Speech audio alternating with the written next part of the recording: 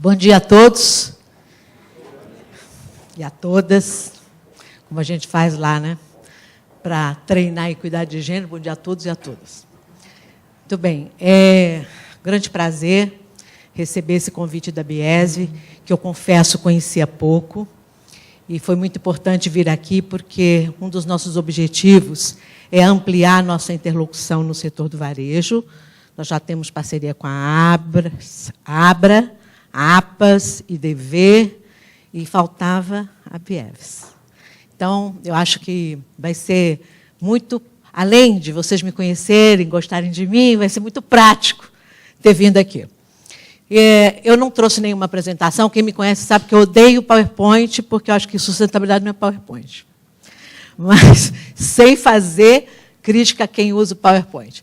Eu acho que eu tenho coisas interessantes para contar para vocês, e acho que também quero aprender alguma coisa mais desse setor de serviços ao varejo, que, confesso, conheço pouco.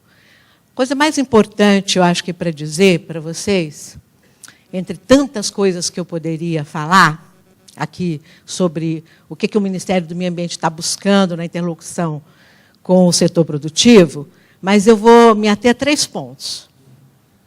O primeiro ponto é explicar para vocês o que é o Plano de Ação de Produção e Consumo do Ministério do Meio Ambiente, que é também do governo brasileiro. Depois eu vou dizer por que o varejo virou uma parceria estratégica nesse plano.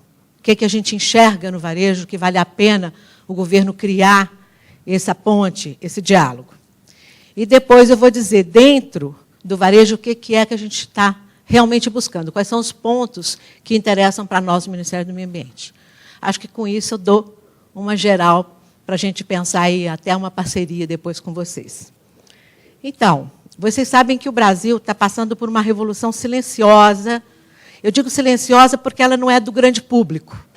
Ela não está na televisão, ela não está nos meios massivos, mas quem é do ramo, quem trabalha hoje no setor produtivo, sabe que isso está ocorrendo, e essa revolução ela tem 3 grandes pontas.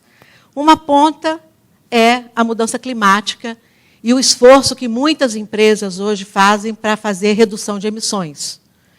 E vocês sabem que o Brasil tem um plano, chamado Plano Nacional do Clima, tem uma lei, porque está no Congresso, né, o Congresso aprovou essa lei, e nós, então, temos uma obrigação, como país, de fazer uma redução, e, dentro desse plano, o setor produtivo tem um papel. E, por isso, hoje, estão sendo feitos os acordos setoriais, principalmente naqueles setores que são intensivos em uso de energia e de emissões, e isso, então, é uma das pontas de ligação que a gente tem hoje entre setor produtivo e Ministério do Meio Ambiente. A outra ponta de ligação é a Política Nacional de Resíduos Sólidos, que o Márcio Quintino, parceiro nosso lá do Ministério, né, apontou aqui antes. Essa política ela é muito moderna e ela traz na sua modernidade uma complexidade, porque ela está amparada num tripé que é a responsabilidade compartilhada. Então, o que quer dizer essa responsabilidade compartilhada? Você tem um papel muito claro para o poder público. O poder público tem que implantar a coleta seletiva, tem que erradicar os lixões, tem que fazer uma melhor logística de coleta do lixo doméstico e do lixo industrial ou do lixo comercial. O governo mobilizou muitos recursos para isso, não é simplesmente uma lei que apareceu e agora virem-se, houve toda uma preparação de buscar nos bancos oficiais, Banco do Brasil, BNDES, Caixa Econômica Federal, todo o crédito necessário para apoiar esse esforço que tem que ser nacional, principalmente dos prefeitos. O segundo pé da política é aquele que dá uma responsabilidade clara para o setor produtivo, inicialmente em 10 cadeias produtivas, mas ninguém pode descansar à sombra, porque virão as outras. Então, essas são as 10 primeiras cadeias produtivas, e eu digo isso porque muitas vezes a gente fala, então o problema não é comigo, eu não produzo eletroeletrônico, eu não faço isso, não faço aquilo. Só que a política está mostrando que quem saiu na frente, hoje tem soluções, e não só soluções, tem propostas até para solução coletiva. É o caso, por exemplo, da Philips. Muita gente perguntou para nós, mas por que apoiar um sistema de logística de uma empresa que nós apoiamos publicamente?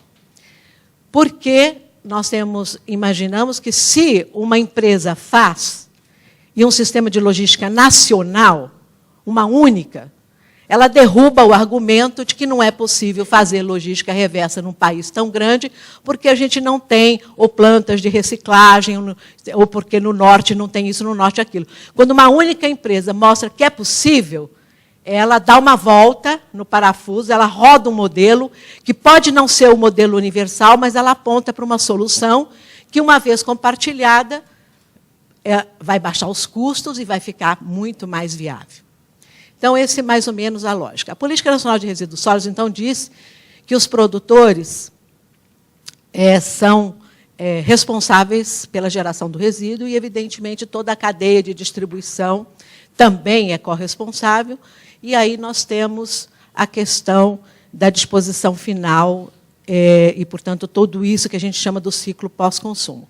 O terceiro pé da política, que eu acho mais difícil, é o do consumidor. Porque, como muito bem disse aqui o Márcio, o consumo ele é uma esfera pública e uma parte dele é privada. Você pode criar, por exemplo, penalidades para quem, por exemplo, coloca o lixo na rua fora dos horários. Você pode. Mas você não pode criar uma penalidade para alguém que pega um remédio usado e joga no vaso sanitário. Para quem pega um óleo de cozinha e joga na pia. A esfera privada da vida da pessoa, você não tem nem acesso e você nem tem como legislar sobre essa esfera. Você não pode obrigar uma pessoa a levar um eletroeletrônico num ponto de coleta. Eu conheço gente que até hoje tem uma Hamilton 33, ou o outro tem um telefone de 1954. As pessoas desenvolvem relações afetivas com as coisas não são só coisas. Então, a gente observa que, nesse tripé, a parte manca, a parte mais frágil, é a parte do consumidor.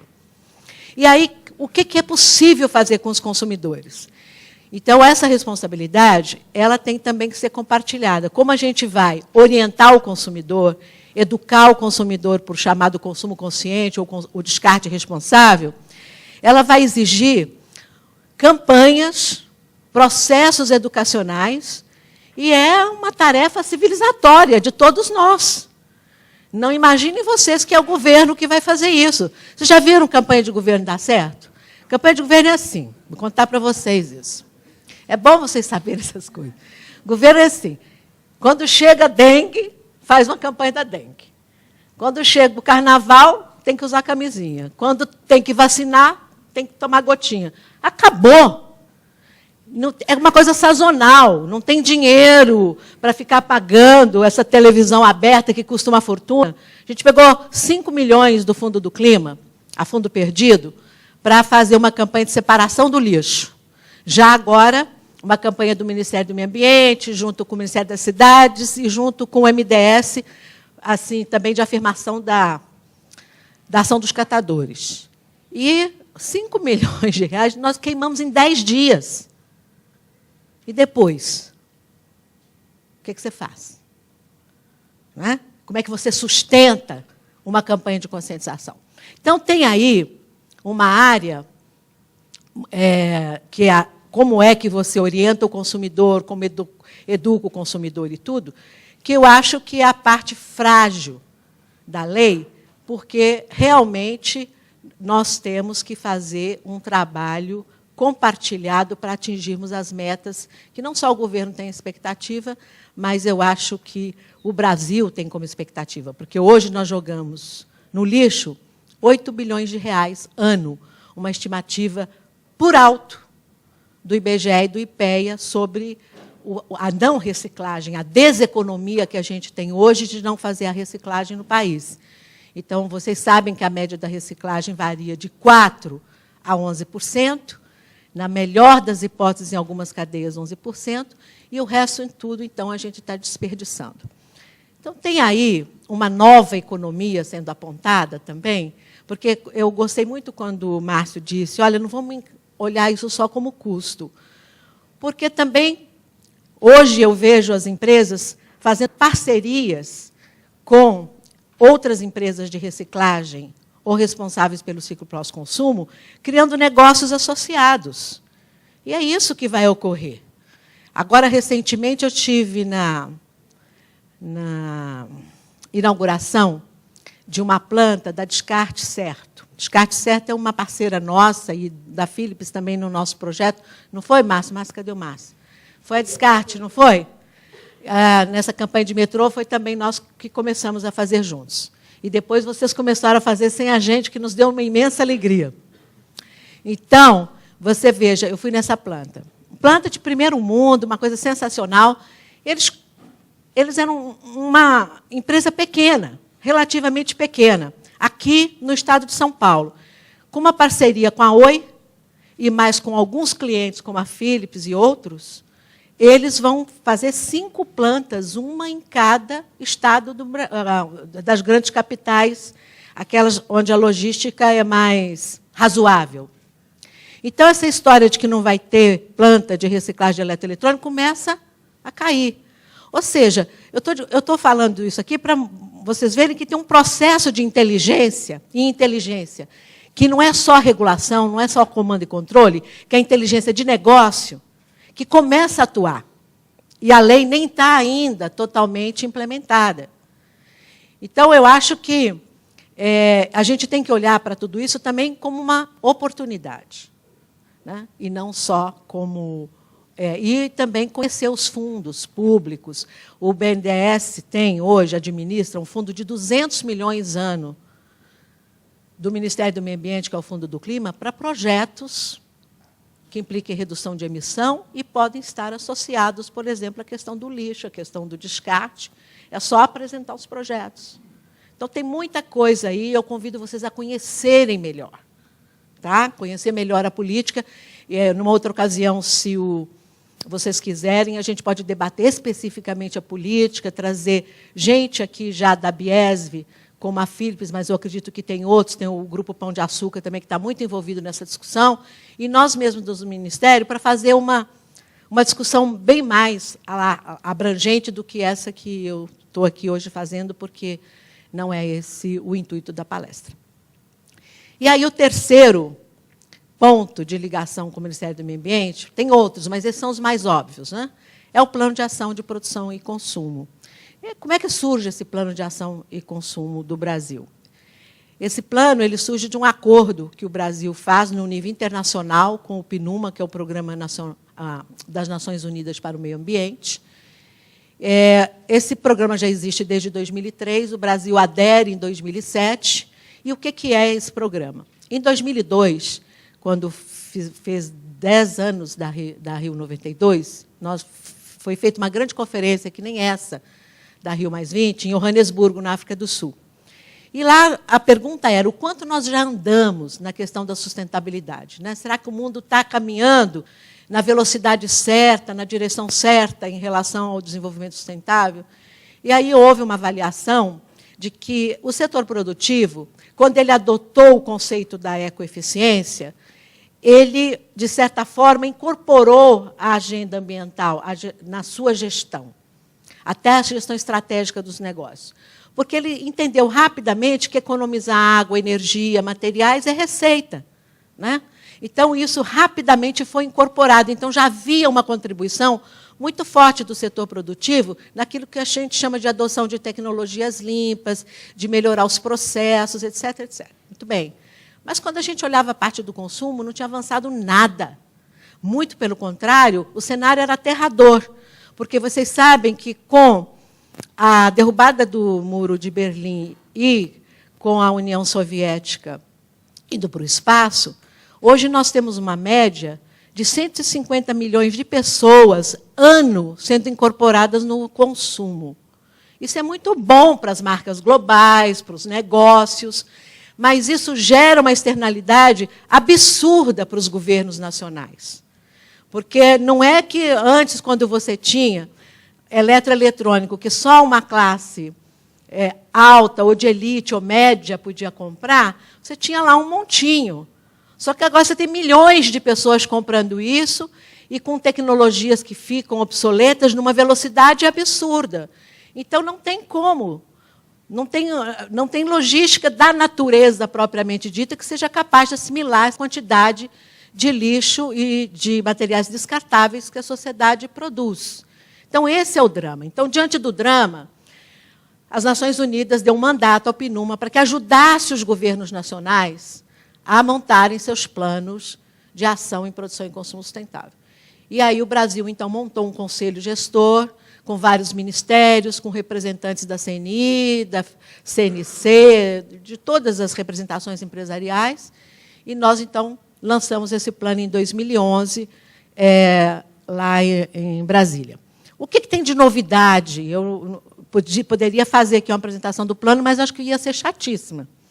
Acho que vocês têm que dar, eu falando dele, vocês procurem conhecer. Está aqui o Milton, que acho que até decorou, frase por frase, que ele vive falando, olha, mas isso está no plano, olha, isso está no plano, ele sabe tudo do plano. Mas o que tem no plano de interessante? Tem duas coisas que nenhum outro plano do governo tem. Um é que valoriza os esforços voluntários que as empresas fazem. Então, eu vou contar aqui outra coisa que vocês não sabem. Uma empresa, por exemplo, a Philips, faz lá o relatório de sustentabilidade dela. Bacana. Inclusive, agora quase desmaterializado, né, Márcio? Vem um negócio assim pequenininho, ou é um pendrive, ou é só um negócio online, já não tem nem coisa física. Porque quando tinha, eu botava na estante, agora eu guardo na gaveta. Então, o que acontece? Eu recebo aquele monte de relatório de sustentabilidade e ponho na estante. Não tem um mecanismo no Ministério do Meio Ambiente que vá avaliar aqueles relatórios, que vá ler, que vá fazer um elogio, ou que vá xingar. Não tem. Quando vocês marcam uma audiência com a ministra ou com o secretário executivo, ela liga para mim e fala, escuta, vou receber a Philips hoje, qual é a pauta? Aí eu já nem vou no relatório de sustentabilidade, porque eu acho que ele já passou. Eu vou direto na internet, porque, de repente, tem informações mais atuais, né? E aí, então, rapidamente, eu faço 10 pontinhos, quando muito, se o relatório for muito bom, para poder engatar uma conversa. Então, vocês veem que não tem, hoje, no governo, mecanismos de diálogo com esse esforço de sustentabilidade que vocês fazem. Então, o que o plano fez? O plano disse, se o Brasil está fazendo um esforço como país em relação ao desenvolvimento sustentável, se nós vamos receber a Rio+20, se nós vamos nos comprometer, se a gente tem plano do clima, se a gente tem isso, já tem aquilo, a gente tem que reconhecer isso que está sendo feito. Porque a iniciativa voluntária não tem lei, o governo não coloca um tostão, e está sendo feito no nosso país, e tem que ter um reconhecimento disso. Então, as iniciativas voluntárias são como essas, por exemplo, a da Philips, que trouxe para nós um programa que, na época, era benchmark, era primeiro, de logística reversa de eletroeletrônico. Então, esse é um tipo de iniciativa voluntária. Outra iniciativa voluntária, a Abras, quando assina um pacto conosco de reduzir sacolas plásticas convencionais, descartáveis de supermercado, em 40% até 2015. E nós temos vários outros desses pactos. Nós temos hoje em torno de 16 pactos. Outro que é muito importante, que diz respeito ao varejo, é a mudança do parque tecnológico das conservadoras de bebida e de alimentos, que tem na maior parte dos estabelecimentos. A maior parte dessas geladeiras, que duram hoje, em média, 5 anos, já duraram mais, mas hoje duram, em média, 5 anos. Elas são intensivas ainda em energia e emitem gases do efeito estufa. Então, nós temos um pacto com a Coca-Cola, que é uma das maiores usuárias dessas geladeiras, e com a Unilever, especificamente com a marca Que Bom, para mudar esse parque em 5 anos para carbono zero, para uma tecnologia nova. E tem uma triangulação com uma tecnologia da metal frio, que é uma inovação também. Então, nós estamos fazendo esses arranjos para você ter ganhos ambientais, ganhos de sustentabilidade, mas num jogo de ganha-ganha também, que não seja só uma imposição ou um custo para o setor. Então, isso é interessante, tem esse mecanismo no plano. E nós temos também trabalhado numa linha de que, por exemplo, no mundo inteiro tem uma área hoje de sustentabilidade que se chama Public Procurement, quer dizer, compras públicas sustentáveis. Não sei se vocês sabem, 17,5% do PIB brasileiro é empregado em compras públicas, juntando as 3 esferas de governo. E aí, porque o governo compra tudo, compra energia, compra água, compra mobiliário, compra frota, compra combustível, compra tudo, compra almoxarifado, quase 28% é gasto no chamado almoxarifado. Então, o que ocorre?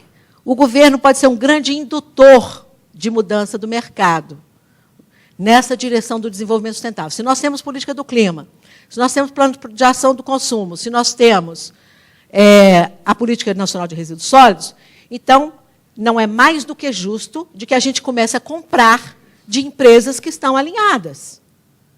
Então, o que nós estamos fazendo hoje, o Ministério do Planejamento, por decreto presidencial, exigiu de todos os ministérios e autarquias federais o plano de logística sustentável. Como é que nós, governo, também vamos comprar, descartar, mexendo em lei de desfazimento de patrimônio, uma porção de coisas. Por isso que eu falo que é uma revolução silenciosa, porque não está na primeira página do jornal. Mas vocês vão ver o efeito que isso vai causar. Isso vai impactar tremendamente o mercado.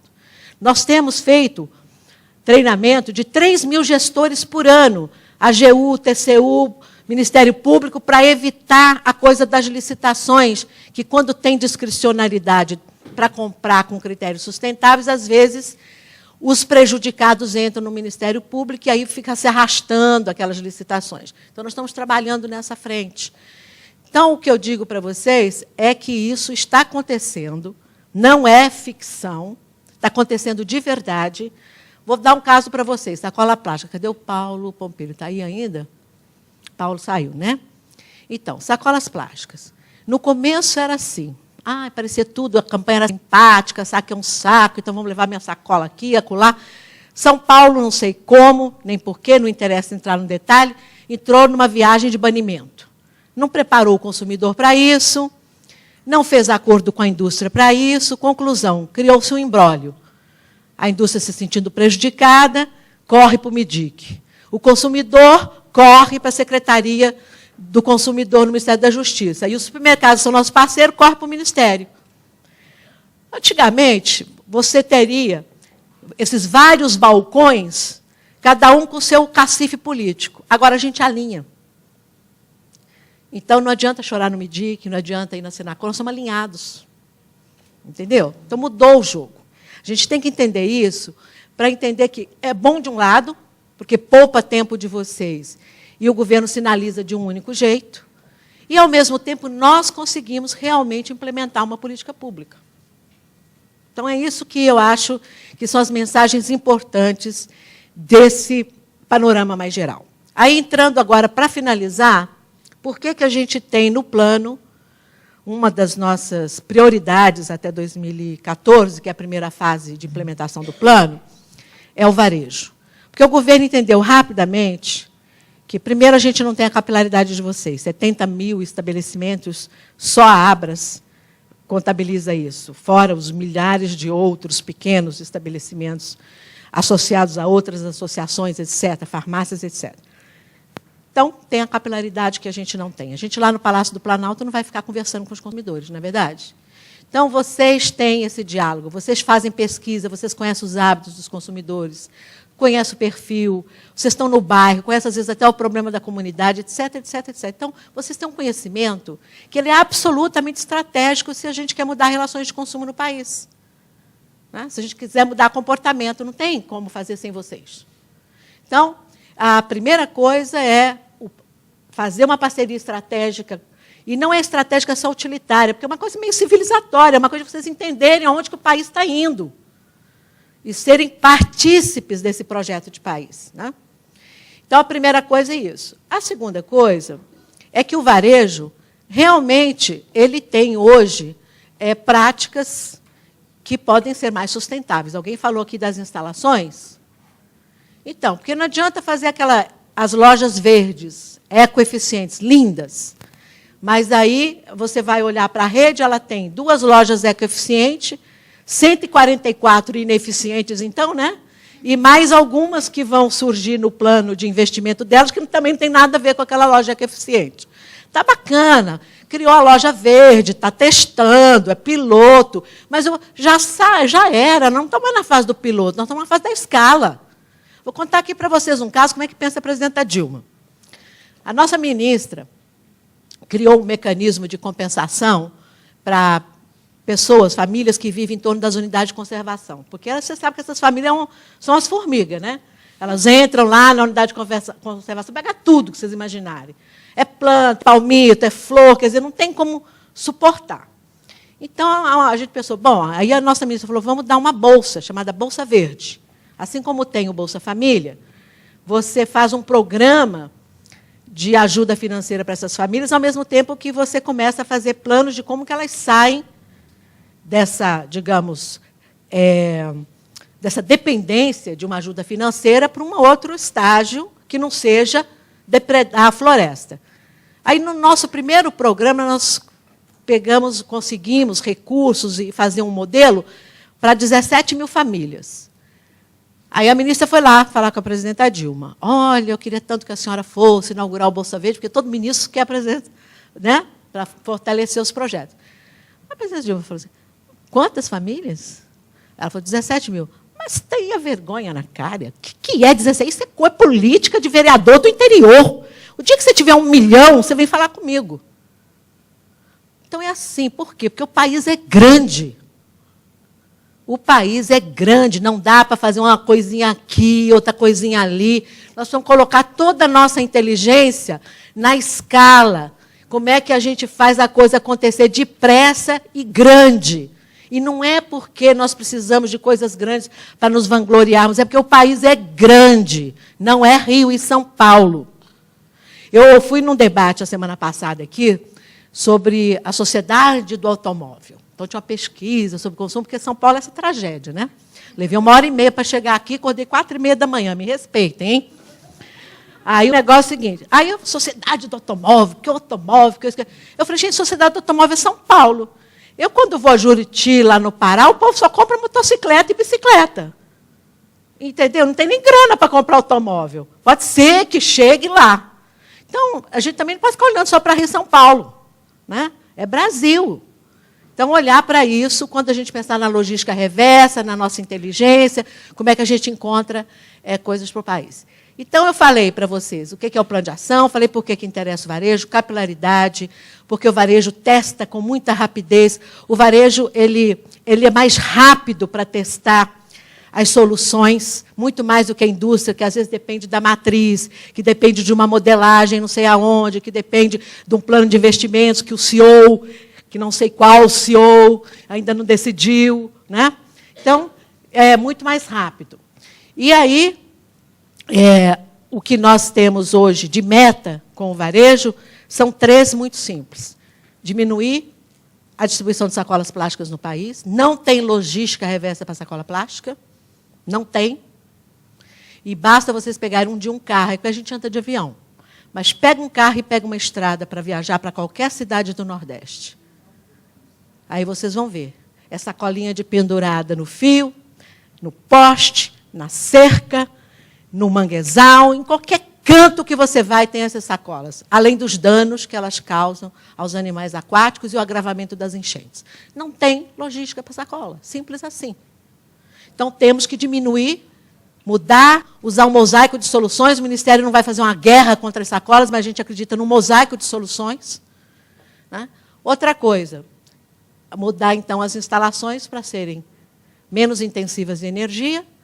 E a quarta é a educação para o consumo, porque não adianta, a gente faz assim, um hipermercado, em média, comercializa 17 mil itens. Aí o que ele faz? Ele pega 20 itens, que ele ajuda a comunidade, o mel de abelha nativa, a coisa que foi bordada por não sei aonde no Nordeste, bota numa gôndolazinha, e aí aquele Cristo ou Crista, que nem eu, né, que que eu sou uma caçadora de selos no supermercado. Se falou que ajuda a criança, falou que ajuda a água, eu vou pegando. Não sei nem se é verdade, mas por via das dúvidas é melhor do que aquele que diz que não faz nada. Então, aí vou lá e tal, aí de repente eu acho aquela gôndola. Não. Então, se a gente está fazendo realmente, se nós somos agentes de transformação e podemos ser sem prejudicar o nosso negócio, tem que fazer como o Pão de Açúcar, que acabou com as feirinhas ecológicas de classe média e de bicho grilo para colocar para a população, nas gôndolas, a um preço razoável, em grande quantidade. E que está usando o seu processo de marcas próprias para fazer uma inovação. Né? Então, não é só vender mais barato, é vender mais barato, mas com uma filosofia, com uma ideia. Todos vocês aqui têm filhos. Todos vocês aqui têm filhas. Vocês querem filhos e filhas saudáveis. Ninguém quer. Quem quer envenenar a própria família? É só os psicopatas, que são residuais. Então, gente, eu estou falando um negócio assim muito prático e, ao mesmo tempo, muito possível, porque já está acontecendo, já tem gente fazendo. Né? E é bom negócio fazer. Que é isso que a gente precisa desmistificar, que tudo ligado à sustentabilidade é mau negócio. Só é mau negócio se você achar que, assim, tudo que é sustentável é aquilo que é sacrifício, que é ruim, que é imposto. É só mudar o sinal. Vamos mudar para um sinal positivo. É filosofia de vida, é filosofia da saúde, é bom negócio. Vamos lá, qual é o valor do investimento, como é que compartilha, como é que usa a inteligência da sociedade nessa direção e assim por diante. Então, a minha mensagem para vocês hoje é que nós estamos com um grande desafio que eu espero engajar a Biesv aqui. Vocês não acham que eu vim aqui, acordei 4h30 da manhã, vim aqui para não jogar uma cenourinha aqui, né? Vocês não vão achar isso. Então, a gente precisa ampliar os postos de coleta voluntários, os famosos PEVs. Hoje, a gente pediu uma estimativa da FEComércio e da Abras sobre o número de postos de coletas disponíveis. A gente está esperando esses números, mas a gente sabe que ainda é muito pouco. Né? Qualquer um de nós aqui, provavelmente, tem essa experiência. Eu tenho uma gaveta cheia de lâmpada. Eu sei até que o Santander recolhe as lâmpadas. O Ministério também, mas eu preciso lembrar e preciso juntar para valer a pena ir lá especificamente para fazer isso. Né? Eletroeletrônico, a mesma coisa. Remédio vencido, gente, que antes a gente jogava no vaso sanitário. Não pode mais. Grande parte desses bacilos resistentes, dessas gripes horrorosas que a gente pega, é porque esses bichos todos ficaram fortes. Com tudo que a gente joga na água, antibiótico, tudo que a gente joga na água. Né? Então, o caso é sério. Então, a gente vai ter que realmente facilitar esse serviço para o consumidor. Mas também não comece a pensar, então vai botar tudo no estacionamento, com o preço que está o terreno em São Paulo. Não, mas nós temos que testar outros modelos. Nós testamos o metrô, não foi, Márcio? Tem metrô, tem rodoviária, tem hospital, tem outras instituições. Mas vocês têm que ajudar nesse diálogo. Não é comigo. Entendeu? Então, eu deixo aqui esse desafio para vocês. E vou terminando também, porque temos horário e temos outras pessoas para falar, mas dizer para vocês o seguinte: sustentabilidade de PowerPoint, o Ministério já está de saco cheio.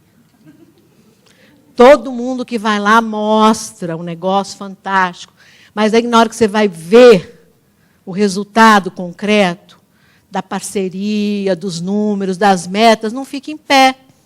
Claro que toda a sociedade precisa de filosofia antes da ação, mas nós estamos na hora de agir. Gente, o Brasil ele está andando muito rápido. Vocês não têm ideia, porque vocês ficam assim, porque gente que lê jornal todo dia, eu já tomei uma providência, eu leio dia sim, dia não. Porque o dia que acontece alguma coisa que eu não li, todo mundo me conta. Eu não preciso ler. A pessoa liga, passa o SMS, fala na hora do almoço, não? Então, não precisa. Por quê? Porque aquilo é uma dose de pessimismo diária, na veia, nem vai em outro lugar. Então, por quê? Eu vou no Nordeste, o Nordeste cresce 6% acima da média do país. Tem certos setores que estão comemorando. Pega o setor de higiene e beleza. Então, não vamos olhar para o tal do PIBinho, não sei o que lá, de um modo simplista, não. Vamos olhar onde é que a coisa está dando certo, está acontecendo, por que não está em outros lugares. Né? A gente tem que olhar isso com mais cuidado. Então, é isso que eu queria dizer para vocês aqui, é que vocês têm uma grande responsabilidade, mas não é só de vocês, é dos brasileiros, é de nós, governo, e quem vai mudar essa história é a nossa inteligência, a nossa criatividade e a vontade de deixar o mundo melhor, não só para os nossos filhos, mas também para a nossa velhice, né? Que daqui a pouco nós já estamos buscando as férias. Obrigada, bom dia.